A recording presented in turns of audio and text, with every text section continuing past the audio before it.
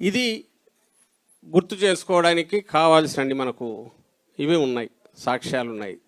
ప్రస్తుతం జరుగుతున్న అరాచకానికి, దోపిడీకి, మోసానికి, దగాకు, పైగా దానికి పుండు మీద కారం రాసినట్టు అంతా చేసేసారని చెప్పడం ఆయన. పోనీ ఏదో ఉపశమనం కలిగించేదో లేదా పొరపాటైంది నేను అనుకున్నాను చేయలేకపోయానో ఇట్లా కాదు, ఉన్నవన్నీ ఉడబీకేసి బ్రహ్మాండంగా చేసేసాను, నేను చెప్పినవన్నీ చేశాను. ఏదైతే జగన్మోహన్ రెడ్డి గారు చేశారో ఆ రోజు చెప్పినవి చేశారు, దానికి ఎక్స్టెన్షన్ చెప్పనివి కూడా చేస్తే అదే మాట ఈయన కూడా అంటాడు. ఈయన చేసింది ఏంటంటే చెప్పినవి చేయలేదు, మోసం చేశాడు, ఇంకా ఉన్నవి పీకేసి ఊడపీకి వాటిని కూడా లాగేసి మొత్తం నిలువు దోపిడీ చేసేసి రోడ్డు మీద నిలబెట్టి మీకు బ్రహ్మాండంగా పెద్దపీట వేశాను, 33% రిజర్వేషన్ మీకోసం నేను తీసుకొస్తానని నిన్న మహానాడులో దానికి ఏదో ఒక పేరు కూడా పెట్టేట్టున్నాడు. స్త్రీ శక్తో సమ్ థీమ్ అన్నాడు. అసలు సిగ్గు ఎగ్గు దానికి అంటే కనీసము దాటవేయడానికైనా ట్రై చేస్తారు ఎవరైనా, అది క్వశ్చన్ చేస్తారేమని. ఏమీ లేదు, బరి తెగించి స్త్రీ శక్తి 33% నేను చేస్తానని 50% చేసి ఆల్రెడీ చట్టం కూడా చేసిన దానికి దిక్కు లేదు. ఈరోజు ఏమైంది అనేది అడగాలి. ఆ 50% జగన్మోహన్ రెడ్డి గారు చేసి 50% దాటి ఇచ్చి ఏ స్టేజ్ చూసినా కళకళలాడుతూ మొత్తం మహిళా నాయకురాళ్లతో నిండి ప్రజాప్రతినిధులుగా కావచ్చు, నామినేటెడ్ పోస్టులు కావచ్చు, జడ్పీ చైర్పర్సన్లు కావచ్చు, మేయర్లు ఇక్కడే ఉన్నారు మన దగ్గర. కార్యక్రమాల వల్ల రాలేని వాళ్ళు ఉండొచ్చు జిల్లాల్లో.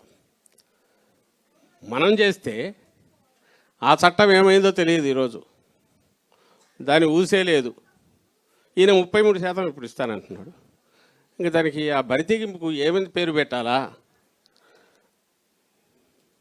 ఒకవేళ మనం క్వశ్చన్ చేసినా మనది ఏకాకి గొంతులాగా ఉంటుంది, బయట రాకుండా ఒక 10,000 పెంపుడు గొంతుకలు ఏవైతే తను పోషిస్తాడో తాను తయారు చేసుకున్నాడో కృత్రిమంగా. మన కర్మకి ఇప్పుడు ఏఐ ఒకటి వచ్చింది, ఇంకేం చేస్తాడో తెలియదు. దాంతో లక్షలైనా క్రియేట్ చేసినా చేయగలడు. ఎందుకంటే తన శక్తియుక్తులన్నీ అతను పెట్టే దాంట్లోనే పెడతాడు. 1,00,000 మంది మారీచులకు సమానం మాయా యుద్ధం చేయడంలో ఆయనకు వేరే పని. జగన్మోహన్ రెడ్డి గారికి 14 వేసిన నుంచి ప్రజలకు ఎక్కువ మందికి ఎక్కువ మేలు ఎట్లా చేయాలని ఆయన ఆలోచిస్తే, అలాగే మనం ఇచ్చిన ప్రతి రూపాయి వాళ్ళు సద్వినియోగం చేసుకుని వాళ్ళు మరింత బాగుపడి సొంత కాళ్ళ మీద నిలబడేట్టు వాళ్ళకి ఎన్ని దారులు క్రియేట్ చేయాలని ఆయన ఆలోచిస్తే, ఇతనికి ఆ పనే ఉంది. అసలు ఆలోచించాల్సిన అవసరమే ఉంది. అసలు ఇద్దరి మధ్య బేసిక్ తేడా జగన్మోహన్ రెడ్డి గారు దేవుడి దయ ప్రజల ఆశీస్సులు అని ఈయన అనుకుంటాడు. చంద్రబాబు నాయుడు నన్ను తీసుకోవడం మీ అదృష్టం, నా కోసం మీరు పూజలు చేసుకోండి అని మొన్న ఎప్పుడో పిలిపించినట్టున్నాడు. మరి ఇది ఇంకా దానికి ఏం చెప్తావు? ఇది నవ్వాలనో ఎడవాలనో కూడా అర్థం కాదు వాళ్ళు చేసేసి. ఎవరన్నా ఒక రాజకీయ నాయకుడు లోపల ఉండొచ్చు, పైకి కనీసం ఏదో మీ సేవ కోసం ఉన్నానన్నా నాలుగే, అది కూడా ఏం లేదు. నా భాగ్యం, నేను ఉండడం అనేది మీ భాగ్యం, మరి నేను పోకుండా చూసుకోవడం మీ బాధ్యత, మీరు పూజలు చేయండి అని అంటానంటే ఇక అతను ఏదో మరి ఎక్కడో పోయింది, అది పక్కకి ఎక్కడికో దిగిపోయింది అనుకోవాలి, లింక్ దిగింది అనుకోవాలి. అతనికి ఏమీ లేదు, అసలు సంబంధం లేదనుకుంటాడు. ఇప్పుడు ఈ మధ్య చూస్తే మనం ఏదైతే మొన్న చూస్తే అసలు మొన్న ఇది కూడా అంటున్నాడు, అది రాజశేఖర రెడ్డి గారి కొటేషన్, తల్లికి అన్నం పెట్టనోడు చిన్నమ్మకు బంగారు గాజులు చేస్తాడు. అది మొన్న తను వాడుతున్నాడు. ఎవరిని ఉద్దేశించి? జగన్ గారిని ఉద్దేశించి. అసలు ఆశ్చర్యం. ఆమె భువనేశ్వరమ్మ, ఆమెది కూడా వినిటారనుకుంటా మీరంతా. ఈ మధ్య 2004లో అప్పుడు తర్వాత రాజశేఖర రెడ్డి ఎన్నికలకు ముందు ఫ్రీ కరెంటు రాజశేఖర రెడ్డి గారు చెప్పారు, మీరు కూడా చెప్పేయండి, తర్వాత సాధ్యం కాకపోయినా దట్స్ ఎ డిఫరెంట్ ఇష్యూ, ముందు ఎన్నిక అవుతాం కదా అంటే, పొరపాటున కూడా ఒకసారి మాట చెప్పినాక నేను తప్పలేనని ఈయనన్నా అంట చంద్రబాబు నాయుడు గారు. మాట తప్పని మడమ తిప్పని చంద్రబాబు నాయుడు గారని ఆమె అంటున్నారు. ఎట్లా ఇది అసలు ఎట్లా అంటే ఆయన లైన్ ఆఫ్ థింకింగ్ వ్యవసాయం దండగా, దాన్ని ఏదో కొడుకును కొంటాయంటే వద్దంటాననేది కోడలు వద్ద అత్త వద్దంటుంది అనేది.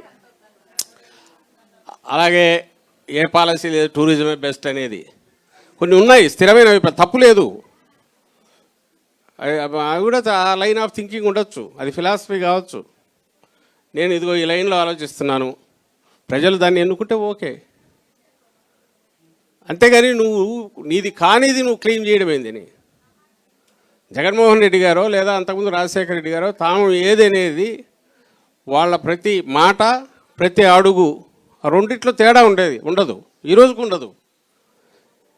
ఈ రోజుకు జగన్మోహన్ రెడ్డి గారికి ఈ ఒక్కటి చెప్పు, నీకు అధికారం 10 ఏళ్ల పాటు శాశ్వతం, 20 ఏళ్ళంటే ఆయన గిలగిల కొట్టుకునే అదైతే నేను చెప్పడు, అవసరమైతే వదిలేద్దామంటాడు.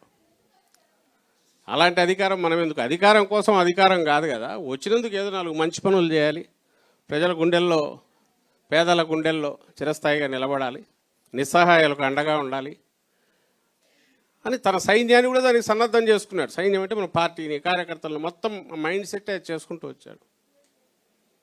ఈరోజు ఇంతమంది మహిళలు ఉత్సాహంగా ఎక్కడ చూసినా కదులుతున్నారంటే, ఈరోజు మన కమిటీల్లో కూడా 30-40% పైగా స్వచ్ఛందంగా వాళ్ళే వచ్చి చేస్తున్నారంటే ఇంత కష్టకాలంలో కూడా. ఇప్పుడు ఇక్కడికి కూడా రాష్ట్రం నలుమూలల నుంచి ఎక్కడెక్కడి నుంచో ఇంత ఓపికగా వచ్చారంటే, ఇప్పుడే ఎన్నికలు లేవు, ఇంకోటి లేవు, ఇదంతా ఎక్కడి నుంచి వచ్చిందంటే లీడర్ని బట్టి ఉంది. ఈ తేడా ఇట్లా ఉండాలని నేను అనను. ఒక్కొక్క నాయకుడు ఒక్కో రకంగా బిహేవ్ చేస్తాడు, ఒక్కొక్క నాయకుడు ప్రజల్లో ఎక్కువ ఉంటాడు, ఒకరు ఉండకపోవచ్చు, తప్పు లేదు. కానీ నీ విధానాలు ఏంటి, నువ్వు ఏం చెప్తున్నావు, ఏం చేయాలనుకుంటున్నావు, స్పష్టత, అవి నువ్వు చేయగలిగితే చేయడం, అవి పూర్తి చేయడం, ఈ రెండు లేకపోగా ఎన్నికలకు ముందు ఏదైతే అంటాడో ఎన్నికల తర్వాత పూర్తిగా దానికి విరుద్ధంగా ఉండడమే కాకుండా ఆ స్టేజ్ ఇప్పుడు దాటిపోయినాడు. నేను పూర్తి చేసేసాను, మీరందరూ ఎంజాయ్ చేయండి, పండగ చేసుకోండి అనే దానికి ఇప్పుడు వచ్చాడు.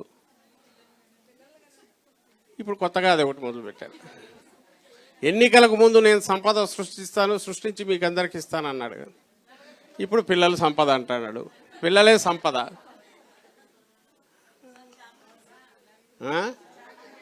ఏమ్మా?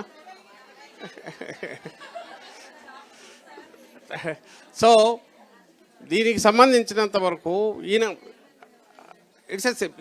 నేనేమవుతున్నా జోకర్ అయితే అనుకోను, కావాలని ఒక జోక్లో సమాషా కన్నట్టు అనే వెనక ఒక క్రూరమైన విషయం ఉంది. ఇప్పుడు ఈరోజు అందుకే చంద్రబాబు మోసం చేశాడంటే చంద్రబాబు మోసం కాక ఏం చేస్తాడని అనుకొని అడ్జస్ట్ అవుతారనే రోజు దీనికి వచ్చేసింది సిచ్యువేషన్. రాజకీయం అంటే ఇట్లా ఉంటుంది కదా, లేకపోతే అది ఆయన తప్పు, జగన్మోహన్ రెడ్డి గారి తప్పు. అలాగే చంద్రబాబు నాయుడు మోసం కాక ఏం చేస్తాడు, చంద్రబాబు నాయుడు అబద్ధం కాక ఏమాడతాడు, మీరు మీ పిచ్చి కానీ మీరు ఎక్స్పెక్టేషన్స్ ఏంటి అని అనుకున్నా ఆయనకు పర్లేదు, తాను దాటేస్తే చాలా, ఆ రోజుకి అది అయిపోతే చాలు. ఇప్పుడు 2 ఏళ్ళు అయిన సందర్భంగా ఆయన చెప్పిన కొత్తది ఏదంటే 47, 67 అయిపోయింది. ఇప్పుడు అర్జెంటుగా అందరూ పిల్లలు కానండి, పిల్లలే మన సంపద, ఇదిగో నేను సంపద ఇచ్చేసాను కదా మీకు అనేది అంటున్నాడు.